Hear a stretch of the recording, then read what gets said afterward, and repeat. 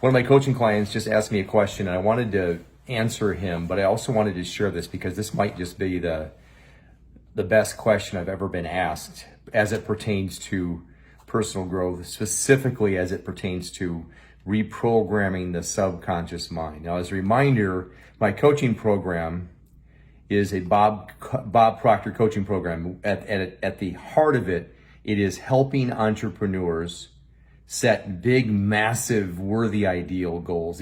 We call them C goals as opposed to A and B goals, which are not inspiring. These type of goals cause us to get out of bed early in the morning without an alarm clock, to go after it because we're all fired up to do so.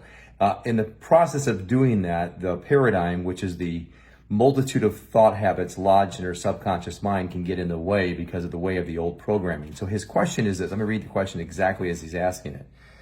His question is, he actually made a statement first, because this is actually in the coaching program. Here's the statement that he read from the coaching program.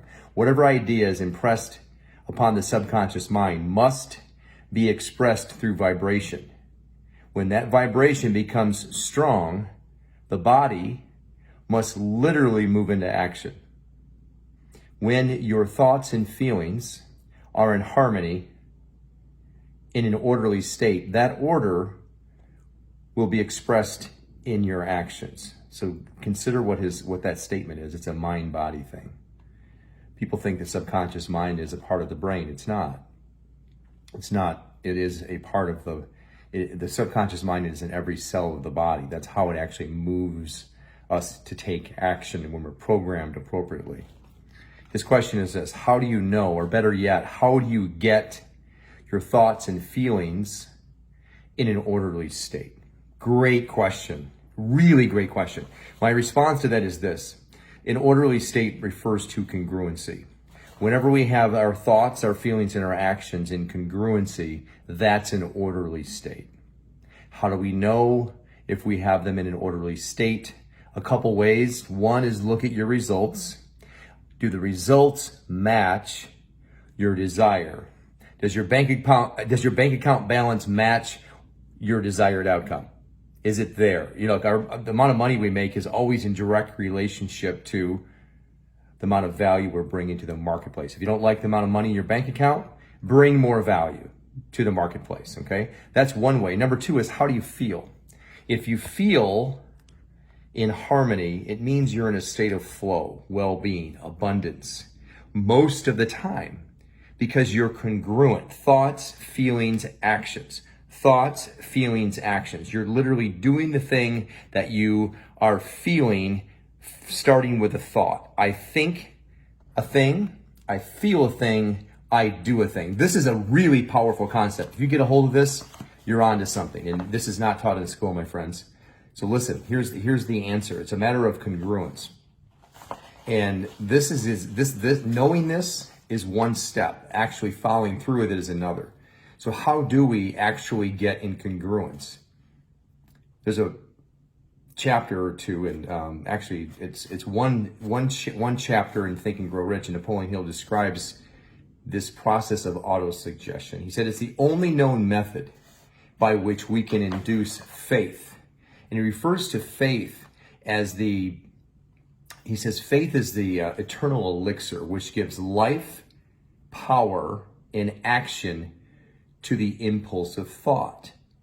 And the only way to induce faith, the only known way, is by autosuggestion. So there's a little tip there for you. And it's something I coach my clients on. And if it's the only way, then it is the way. But listen, I want to share something with you.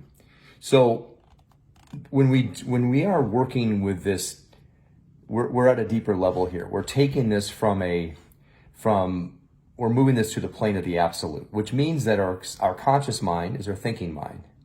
That's the plane of the relative. We're moving this to the plane of the absolute, which is the infinite intelligence, spirit, God. And so we're separating something from our physical senses. What we can see is simply what we're observing. We're removing the end state from an observation, from our five senses, okay? So this is working on the plane of the absolute. And we must then impress our subconscious mind the idea of what we want apart from any conditions. So what I mean by that is, so many people want to say, here's what I want, but here are all the circumstances around it. And then we begin to really work backwards, and we begin to thwart any effort towards what we're working for. This is separate from conditions, meaning we are working on the plane of the absolute. Conscious, subconscious connection to our infinite intelligence is through what's called superconscious. And that is the plane of the absolute. It is absent from conditions. Conditions are in the physical plane here. What we see around us, knock on wood, right? The amount of money in the bank account, all that stuff is those are all conditions. We are separating this. So the separation from any element of condition implies the elimination of even the idea of time. This is separate from time. And then as a result of that, we must think of the thing as already being in actual existence. So unless we do this, we're operating on the plane of, we're not operating on the plane of the absolute. So it's already done. It's done. It's done.